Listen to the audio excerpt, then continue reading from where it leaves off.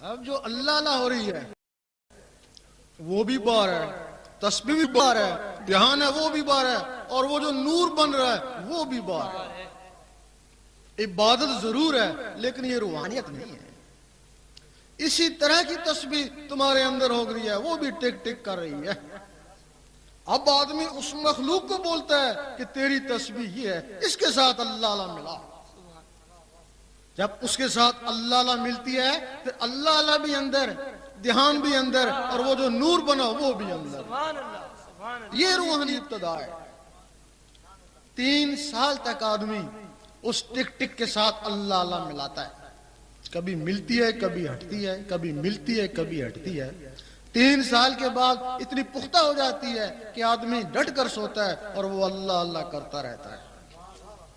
اس وقت سید سلطان بو رحمۃ اللہ فرماتے ہیں کچھ جاگتے ہوں سوتے ہو تو کچھ سوتے ہوں جاگتے ہو۔ کچھ لوگ ایسے ہیں جو جاگ کر ساری رات عبادت کرتے ہیں لیکن سوئے ہوئے میں شامل، اور کچھ لوگ بستروں پر سو رہے ہیں ان کے دل اللہ اللہ کر رہے ہیں۔ حضور پاک فرماتے ہیں ہم سوتے ہیں ہمارے دل نہیں سوتے۔ یہ مرتبہ مل گیا۔ اب ان ٹک ٹکوں کا کیا کام ہے؟ یہ باہر کی تسبیح صرف ٹک ٹک کرتی ہے اور اس کا کوئی کام نہیں ہے۔ وہ جو اندر کی ٹک ٹکیں ہیں ان کو بہت زبردست کام ہے۔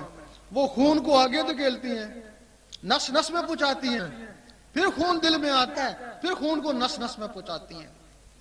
24 گھنٹے ان کا یہی کام ہے۔ اب اس ٹک ٹک کے ساتھ اللہ اللہ مل گیا، اب اللہ اللہ اس ٹک ٹک کے ذریعے نس نس میں چلا جاتا ہے، پورے خون میں چلا جاتا ہے۔ جب پورے خون میں چلا جاتا ہے اس وقت شاہ ولی اللہ فرماتے ہیں تو ایک دفعہ اللہ کرے گا تجھے 3.5 کروڑ اللہ اللہ کرنے کا ثواب ملے گا۔ فرماتے ہیں کیسے ملے گا؟ کہ تیرے اندر 3.5 کروڑ نسیں ہیں، دل نے ایک دفعہ اللہ کری 3.5 کروڑ نسیں گونج اٹھیں۔ سلطان صاحب فرماتے ہیں 72,000 اور ثواب ملے گا اگر ایک دفعہ دل اللہ کہے تو، کہ یہ جو تیرے مساں میں جہاں سے پسینہ آتا ہے یہ 72,000 ہوتے ہیں۔ دل نے ایک دفعہ اللہ کری 72,000 آوازیں یہاں سے بھی گونجی۔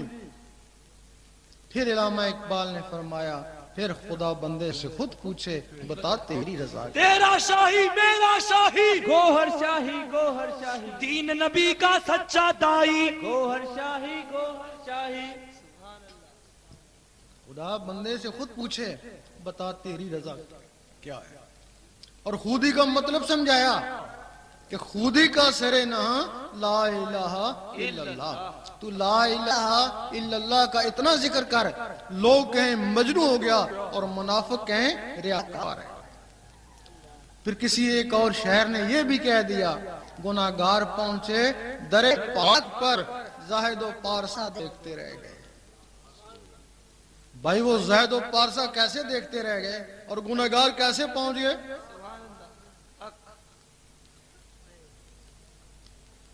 ایک زاہد و پارسا تھا، نماز پڑھی، نیکی کری، کرامن کاتبین نے لکھ لی فائل کے اوپر، لیکن اس کے ساتھ تھوڑا سا تکبر بھی دل میں آ گیا۔ نیکیاں کرتا رہا، فائل پہ لکھی جاتی رہیں، لیکن وہ تکبر دل میں بیٹھتے گئے۔ یہاں باطنی علم کی ضرورت تھی، وہ باطنی علم وہ جانتے ہی نہیں ہے۔ جب سینہ تکبر سے بھر گیا اور فائل نیکیوں سے بھر گیا، جب تکبر آیا تو اس کے اور بھی دوست ہیں، حرص ہے، حسد ہے، بخل ہے، کینہ، وہ بھی اس کے سینے میں اکٹھے ہو گئے۔ اللہ تعالیٰ کبھی کبھی اس مخلوق کو دیکھتا ہے،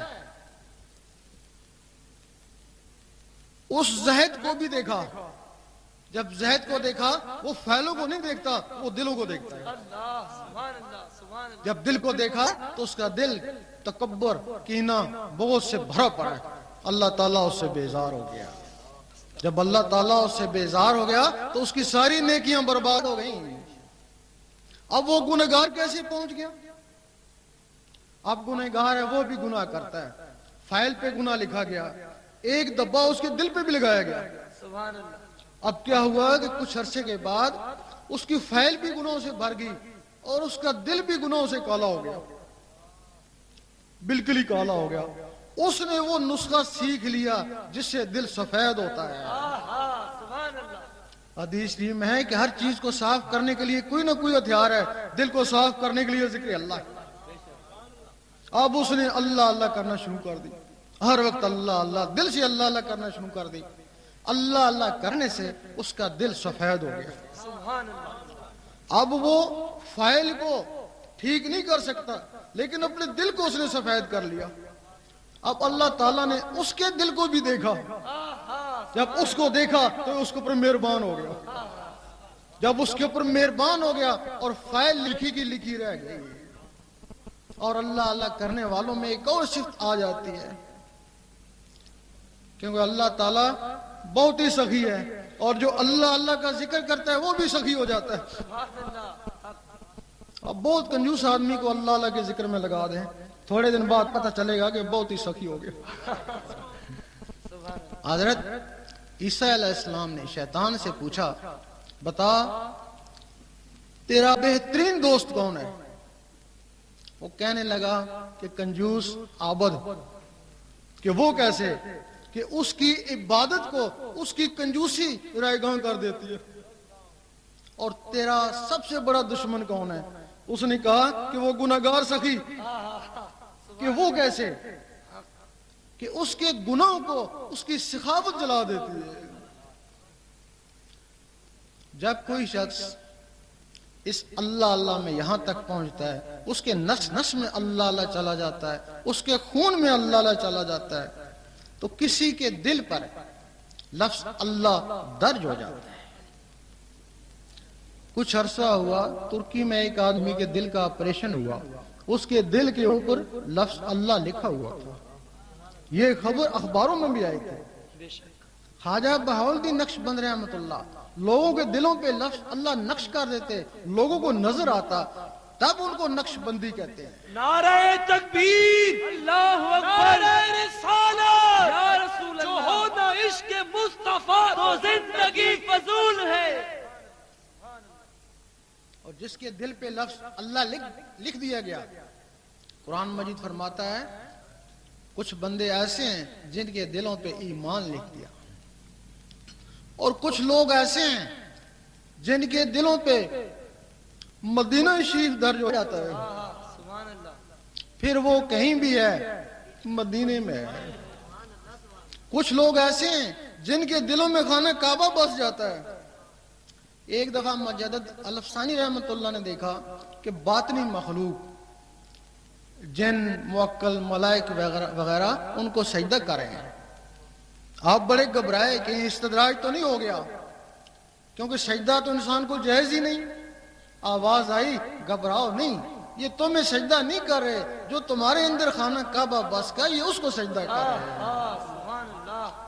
اور جب رابعہ بصری رحمت اللہ کے سینے میں خانہ کعبہ بسا تو اس خانہ کعبہ کو حکم ہوا کہ جا کے اس کا طواف کر۔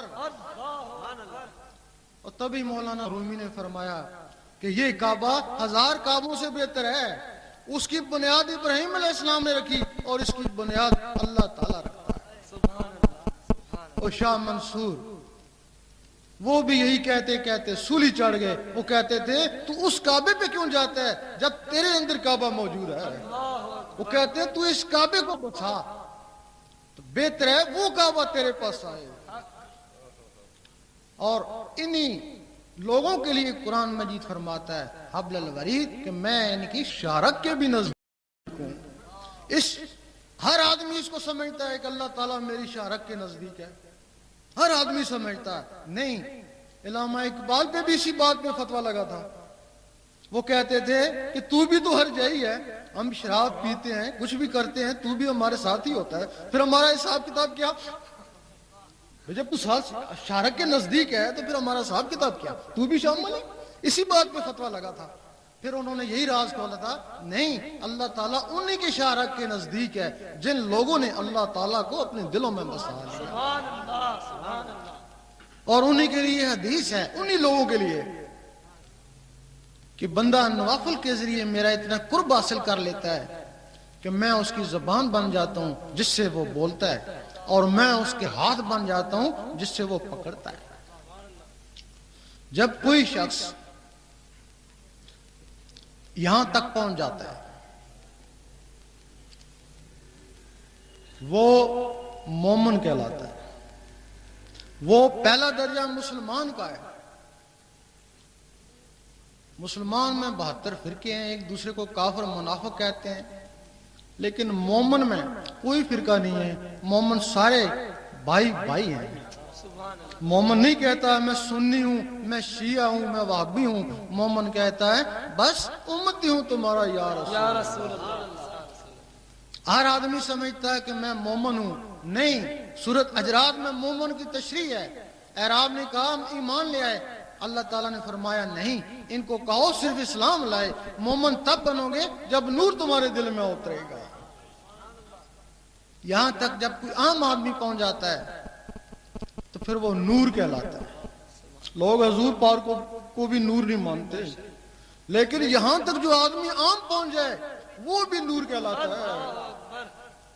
اور اگر کوئی عالم ہو تو پھر وہ نور علی النور کہلاتا ہے. انہی عالموں کے لیے حضور پاک فرماتے ہیں کہ میرے عالم بنی اسرائیل کے نبیوں کی مانند ہیں. اور واقعی ان عالموں کی توہین دین اسلام کی توہین ہے. اور جو اس علم باطن کے بغیر عالم ہے وہ تو مشکوک ہیں. وہ تو جدھر منافع دیکھتے ہیں ادھر ہو جاتے ہیں. کبھی بے نظیر کے ساتھ ہو گئے اور کبھی نواز شریف کے ساتھ. میرا شاہی گوہر شاہی دین نبی کا سچا دائی. گوہر شاہی جن سے ہم نے نعمت پائی. گوہر شاہی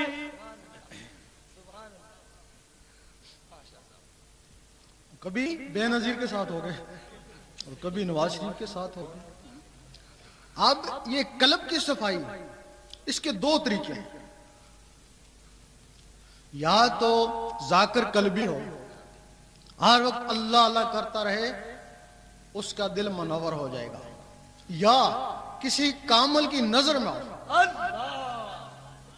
اگر کامل کی نظر میں ہے، اس کا مرشد کامل ہے، تو وہ اگر ذکر بھی نہیں کرتا ہے تو اس کامل کی نورانی نظر اس کے قلب کو منور کرتا ہے. میرا ماہی گوہر شاہی میرے تیرے دل کا ماہی. گوہر شاہی اور جو لوگ کہیں بیت بھی نہیں ہیں، کاملین کو بھی نہیں مانتے ہیں، تو ان کی قلب کی صفائی کیسی ہوگی؟ ان کے لیے حدیث شریف ہے کہ جس کا کوئی مرشد نہیں اس کا مرشد شیطان ہے.